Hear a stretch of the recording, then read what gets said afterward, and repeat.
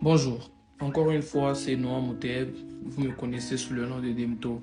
En fait, il y a une partie que j'ai omise hier quand j'ai dit que on vivait avec Jérémy et Vaillant, mais ils ont donné leurs économies pour que j'aille en Zambie, au fait. En fait, j'ai oublié de vous raconter que quand on habitait ensemble, la vie était rude. C'était difficile pour nous de vivre parce qu'on n'avait pas de ressources naturelles. Alors, on mangeait un épi de riz. C'était un épi de riz qu'on coupait en trois parce qu'on était trois. On coupait l'épi de riz, on mettait un peu d'épices.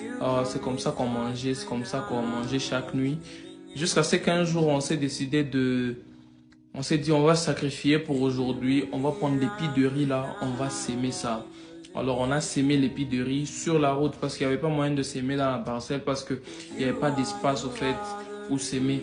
On a sémé sur la rue, c'était à côté d'une tranchée. On a sémé là-bas. Alors, il fallait faire la garde chaque nuit pour que quelqu'un ne vole pas ça. Parce que ça poussait très vite parce qu'il y avait beaucoup d'engrais, beaucoup de caca de chèvre et tout. Alors, on se disait, on voulait pas que quelqu'un vienne voler ça ou bien qu'une chèvre vienne manger les fruits de notre sémence. Alors, l'épi là a poussé, ça a poussé. Alors, à partir de là, on s'est décidé d'aller vendre ce qui avait poussé à 500 le gramme. Alors, à partir de ça, on a semé plusieurs épis encore. Ça a créé un petit jardin. On a semé, qu'on a créé avec un capital. On a acheté un champ. Et c'est avec ce champ-là, quand on a acheté le champ, au fait, on a commencé à cultiver dans le champ le riz, qui a commencé à produire des sacs de riz. D'ailleurs, on a commencé à fournir à plusieurs magasins, plusieurs entreprises.